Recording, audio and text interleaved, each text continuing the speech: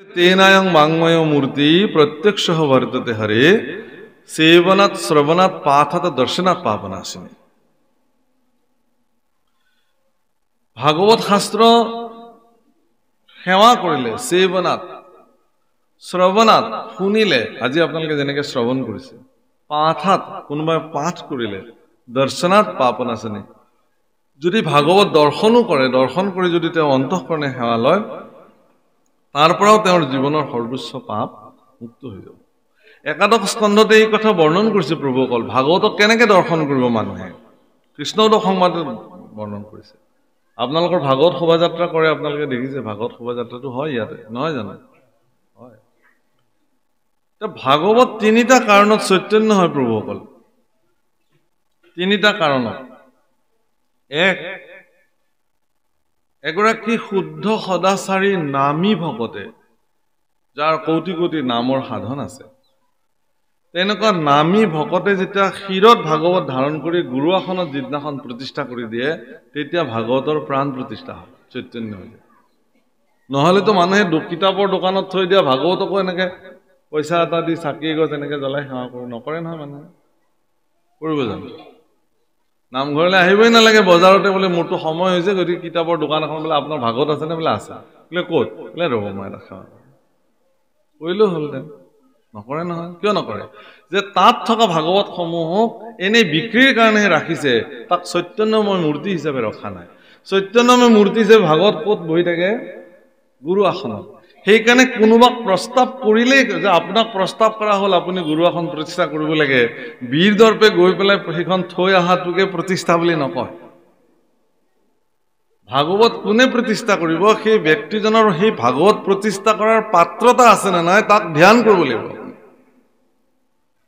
তেওঁৰ আহাৰ বিহাৰ শুদ্ধ হয়নে নহয় সদাচাৰী হয়নে নহয়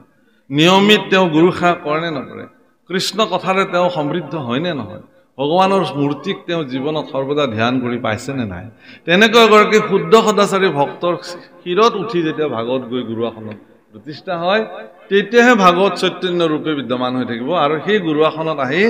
যিসকলে সেৱা সৎকাৰ কৰিব তাৰ পৰা কৃপা লাভ হ'ব তেতিয়া ভাগৱত চৈতন্য। এক দুই যেতিয়া কোনো শুদ্ধ সদাচাৰী ভকতৰ দ্বাৰা ভাগৱত পাঠ হয় আৰু সজ্জনসকলে যেতিয়া ভাগৱত শ্ৰৱণ কৰে সেই মুহূৰ্তত ভাগৱত চৈতন্য হৈ থাকে। তৃতীয়তে যেতিয়া ভাগৱত শোভাযাত্ৰা হয় শোভাযাত্ৰা কেনেকে কৰিব লাগে তাকো কৈছে দণ্ডে ছত্ৰে ভণ্ডে গীতে মাতে নৰ্তকে ভাগৱতক লৈ যাব লাগে নগৰ কীৰ্তন কৰাবৰ কাৰণে মানে ৰাস্তাই ৰাস্তাই পৰিভ্ৰমণ কৰাব লাগে। সুন্দৰ ছত্ৰ ধৰিব লাগে ভাগৱত মুকলিকে লৈ যাব কেতিয়াও নালাগে ভাগৱত এনেকে মুকলিকে নিব নালাগে ভাগৱতৰ ওপৰত ছত্ৰ ধৰিব লাগে। সুন্দৰ পতাকা ল'ব লাগে ধৰ্মদণ্ড লগত ল'ব লাগে বাদ্য যন্ত্ৰ শিঙা শংখ ঘণ্টা দবা বজাই যাব লাগে খোল তাল বজাই যাব লাগে মংগল ধ্বনি উৰুলি মাজে মাজে ধ্বনি কৰিব লাগে শংখ ধ্বনি কৰিব লাগে নাম কীৰ্তন কৰি কৰি ভাগৱতক লৈ যাব লাগে। কিয় লৈ যাব লাগে যে নামঘৰত থকা চৈতন্যময় ভাগৱতক সকলোৱে দৰ্শন কৰিব সুযোগ নাপাবও পাৰে। এনেকুৱা কিছুমান ব্যক্তি আছে তেওঁ নামঘৰলৈ অহাই নাই কোনোদিনে দেখাই নাই সেইদিনাখন ভগৱন্ত পুৰুষে তেওঁক দেখা কৰিবৰ কাৰণে কৃপা কৰে আৰু সেইদিনাখন যদি তেওঁ দেখি পেলাই তাত শিৰ নত কৰিলে দৰ্শনাত পাপনাশনী। তেওঁৰ জগন্নাথ দৰ্শন কৰিবলৈ মানুহ যায় হাজাৰ হাজাৰ লাখ লাখ যাত্ৰী যায় কিন্তু জগন্নাথ প্ৰভু এটা দিন নিজে ওলাই আহে বাহিৰলৈ ৰথযাত্ৰা বুলি কয় সিদিনাখন তেওঁ লক্ষ লক্ষ যাত্ৰীক দেখা দিবৰ কাৰণে তেওঁ ভিতৰৰ পৰা বাহিৰলৈ ওলাই আহে এইটো নিয়ম। গতিকে এই তিনিটা কাৰণত ভাগৱত শ্ৰী চৈতন্য হৈ যায় তেওঁৰ পৰা কৃপা লাভ হয়। সেইকাৰণে ভাগৱত সাগৰত ঈশ্বৰ পুৰুষ বিদ্যমান হৈ থাকে ভাগৱত শ্ৰী চৈতন্য স্বৰূপ ভগৱানৰ আৰু এই ভাগৱতক সেই ধৰণে মান্যতা দিব লাগে ই আমাৰ কাৰণে পৰম কল্যাণকাৰী। হে ৰাম দেবে তীৰ্থে যাক তাৰিবেনু আৰ পাতে কত গইলা তল হৰিনাম পাইলে তেখনে উধাৰে দেখা ভকতিৰ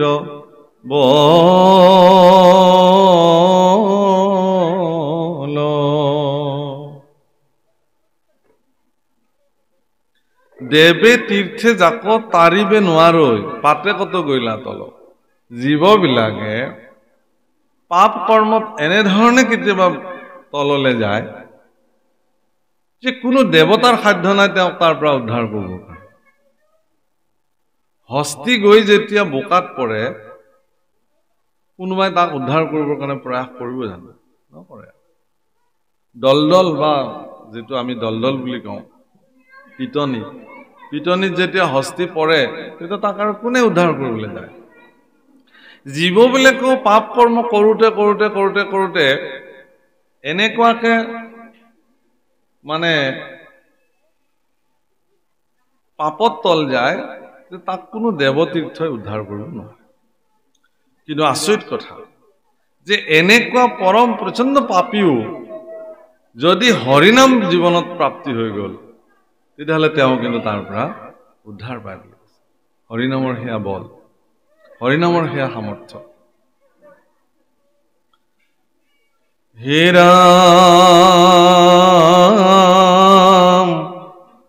দুৰাচাৰ যেবে হৰিনাম লয় সিও শুদ্ধ হৈ আতি কৃষ্ণক স্মৰণে হয় তেখনে অন্তজয়ুতমতি বৰ ডাঙৰ পদ একাদশ স্কন্ধত মহাপুৰুষৰ যে দুৰাচাৰত যেবে হৰিনাম লয় সিও শুদ্ধ হৈ আছে আচাৰক দুৰ্ব্যৱহাৰ কৰোতা সকলেও যদি হৰিনাম লয় তেওঁ শুদ্ধ হৈ যায় আৰু তেওঁ ঈশ্বৰৰ ওচৰত নিজক সমৰ্পিত কৰি পেলায় গীতাত এটা বাক্য লিখিলে মহাপুৰুষে ঈশ্বৰ পুৰুষে সৰ্বধৰ্মানাম পৰিত্যজ্য মাম একম শৰণম ব্ৰজ অহম ত্বাম সৰ্ব পাপেভ্যো মোক্ষে স্বামী মা শুচ তুমি চিন্তা কৰিব নালাগে কোৰ কাৰণে যে তুমি সকলো পৰিত্যাগ কৰি মোৰ চৰণত শৰণাপন্ন হোৱাৰ পিছত তোমাৰ যদি কিবা পাপ হয় সেই পাপৰ দায়িত্ব মোৰ তোমাৰ নাই বাপসকল যদি এনেকে কোনোবাই ভাবিবলৈ লয় যে মইতো শৰণ ললোৱে সকলো বাদ দি গতিকে আজিৰ পৰা যদি মই কিবা পাপ কৰ্মও কৰো তেতিয়াহ'লে দায়িত্বটো ঈশ্বৰে লৈ থৈ দিছে গতিকে মই যিমান পাৰো পাপ কৰ্ম কৰি যাওঁ এই বুলি যদি কোনোবা আকৌ সংকল্প লয় কি হ'ব অৱস্থা তেতিয়া কাৰণ এইটো মনোবৃত্তি তেওঁ ল'ব পাৰে মহাপুৰুষে লিখিছে যে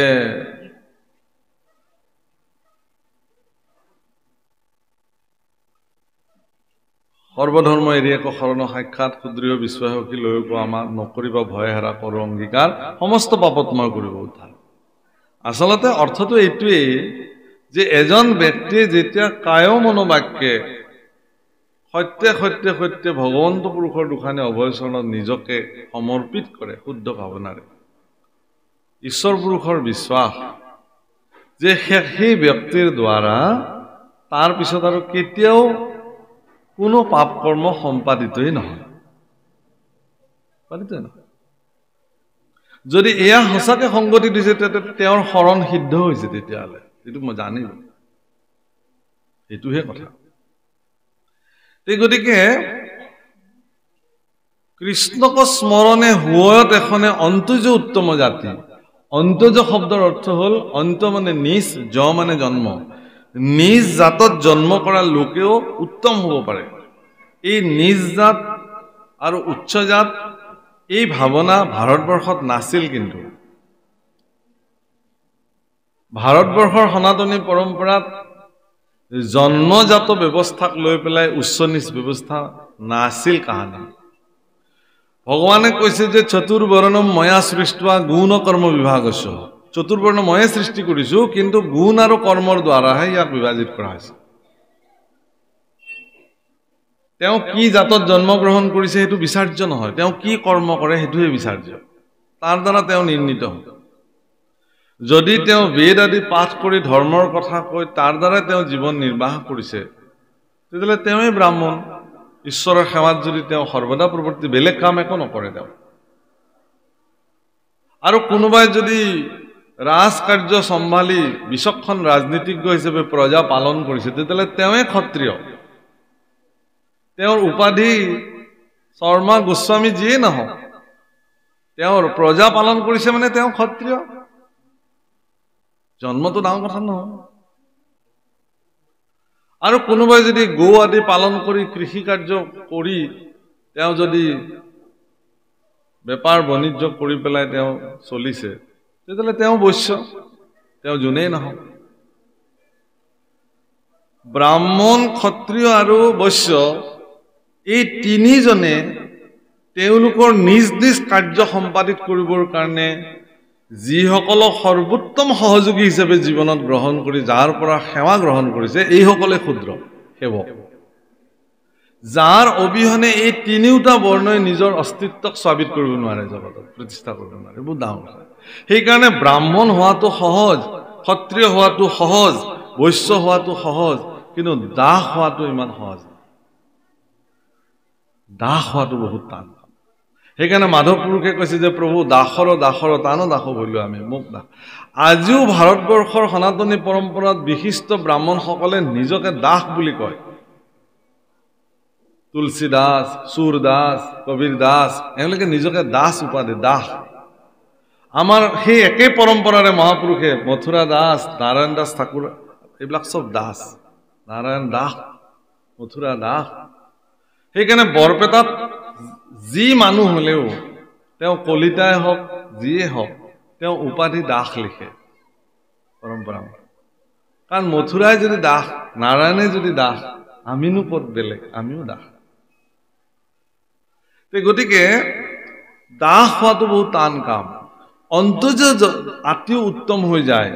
পিতামহ ভীষ্মক সুধিছিলে যুধিষ্ঠিৰে যুদ্ধকালীন পৰিস্থিতিৰ সামৰণি যে হে পিতামহ মইতো এতিয়া ৰাজ্য চলাব লাগিব কেনেকে চলাম উপদেশ দিয়া বোলে ব্ৰাহ্মণৰ বাক্য শিৰোধাৰ্য কৰিবা ব্ৰাহ্মণ কোন যুধিষ্ঠিৰে প্ৰশ্ন কৰিছে উত্তৰত কি বুলি দিছে ন কুলেন ন জাত্য বা ক্ৰিয়াৰ বি ব্ৰাহ্মণ ভৱেত চণ্ডালোপি বৃত্তিষ্ঠ ব্ৰাহ্মণ যুধিষ্ঠিৰ সেই যুধিষ্ঠিৰ কোনো জাত বা কুলত জন্মগ্ৰহণ কৰিলে এজন ব্যক্তি ব্ৰাহ্মণ হ'ব নোৱাৰে তেওঁৰ বৃত্তি সাধনাই তেওঁক পৰিচয় দিয়ে তেওঁ ব্ৰাহ্মণ নেকি গতিকে তুমি এইটো নিৰ্ণয় কৰি ল'বা ব্ৰাহ্মণৰ বৃত্তিত তেওঁ প্ৰবৃত্ত হৈ আছে যদি তেওঁ যি জাততে জন্মগ্ৰহণ নকৰক কিয় তেওঁই ব্ৰাহ্মণ জন্মানত জায়তে শূদ্ৰাহ সংস্কাৰ দ্বিজ উষ্বতে বেদ পাঠেত ভবেত বিপ্ৰ ব্ৰহ্ম জানত ইতি ব্ৰাহ্মণ জন্মৰ লগতে সকলোৱে ক্ষুদ্ৰ হৈ জন্মে সংস্কাৰ সাধন কৰিলে তেওঁ দ্বিজত্ব প্ৰাপ্তি হয় বেদ আদি পাঠ কৰিলে তেওঁ বিপ্ৰত্ব প্ৰাপ্তি হয় আৰু ব্ৰহ্মক যেতিয়া জানে জগতৰ সত্য তোমাৰ বাহিৰে আৰু কোনো সত্য নাই তুমি জগতৰ সৰ্বশ্ৰেষ্ঠ এই বুলি পৰম ব্ৰহ্মৰ সত্যতাক যিদিনাখনে স্বীকাৰ কৰিলে যিজনে সেই মুহূৰ্ততে তেওঁ ব্ৰাহ্মণ হৈ যায় নিয়ম সেইকাৰণে এই জাত বিচাৰ আমাক ইংৰাজে শাসন কৰিলে ভাৰতবৰ্ষক তেওঁলোকে জানিছিল যে যদি আমি ভাৰতবৰ্ষক উপাধি বা জাতৰ দ্বাৰা বিভাজিত কৰি দিব পাৰোঁ তেতিয়াহ'লে আমি শাসন কৰিবলৈ সুবিধা হ'ব সেইকাৰণে জাত পাত বিচাৰ কৰি আমাৰ মাজতে বিভিন্ন ভেদাভেদ সৃষ্টি তেওঁলোকৰ ফচল সেইবিলাক তাৰ আগলৈকে নাছিলে গতিকে ভাৰতবৰ্ষত মই ভাবো এতিয়াও এইবিলাক বিনাশ হৈ যাব লাগে জন্মগত কোনো জাতক লৈ পেলাই কেতিয়াও কোনো কথা ক'ব নালাগে উচ্চ নিজ ভাৱনা মনলৈ আনিবই নালাগে যদি তেওঁ সৎকৰ্ম কৰিছে সুকৰ্ম কৰিছে তেতিয়াহ'লে তেওঁৱে সেৱাৰ পাত্ৰ আৰু তেওঁ যদি অসৎ কৰ্ম দুষ্ট কৰ্ম সাধন কৰিছে তেওঁৱে নিজ যাৰ মনত বেয়া ভাৱনা ধাৰণাৰ জন্ম হয় তেওঁৱে নিজ জাতি যাৰ মন আৰু মানসিকতাত সৰ্বদা কল্যাণকাৰী আৰু উচ্চ চিন্তা জাগ্ৰত হৈ থাকে তেওঁৱে উচ্চ জাত উচ্চ চিন্তা যাৰ মনত জাত হয় জাত মানে জন্ম কথাটো মনত ৰাখিব যাৰ মস্তিষ্কত উচ্চ চিন্তাৰ জাত হয় তেওঁৱে উচ্চ জাত যাৰ মনত নিজ চিন্তা জাত হয় জন্ম হয় তেওঁৱে নিজ সূত্ৰ এইটোৱে ভাল সূত্ৰ আটাইতকৈ গতিকে হৰিনাম কীৰ্তন কৰিলে মানুহৰ মস্তিষ্ক উত্তৰণ ঘটে মংগলময় কাৰ্য সাধন কৰিবৰ কাৰণে তেওঁ সৰ্বদা প্ৰবৃত্ত হৈ থাকে এতেকে ইয়াক সেইকাৰণে কৈছে যে কৃষ্ণৰ স্মৰণে হুয়ত এখনে অন্তজ উত্তম আতি কৃষ্ণক যদি শুদ্ধভাৱে কোনোবাই স্মৰণ কৰিব জানিছে তেতিয়াহ'লে তেওঁৱে উত্তম জাতলে নিজে নিজে ৰূপান্তৰিত হৈ যাব সেইকাৰণে নামঘৰত ভকত হ'ল শৰণ ল'লে ঈশ্বৰৰ তাতে শৰণ লৈ পেলাই নামঘৰত প্ৰৱেশ কৰাৰ লগে লগে সকলোবিলাক এটা জাতলে ৰূপান্তৰ হৈ যায় সেইটো হ'ল ভকত আপোনালোক সকলো ভকত আপোনালোক কি সেইটো বেলেগ কথা কিন্তু নামঘৰৰ মজিয়াত ঈশ্বৰৰ সন্মুখত আপোনাৰ মোৰ মাজত কোনো পাৰ্থক্য নাথাকে আমি সকলো ঈশ্বৰৰ সেৱক গুৰুজনাৰ সেৱক ঈশ্বৰৰ দাস ঈশ্বৰৰ আজ্ঞা অনুসাৰ আমি আমাৰ জীৱনবিলাক পৰিচালিত কৰোঁ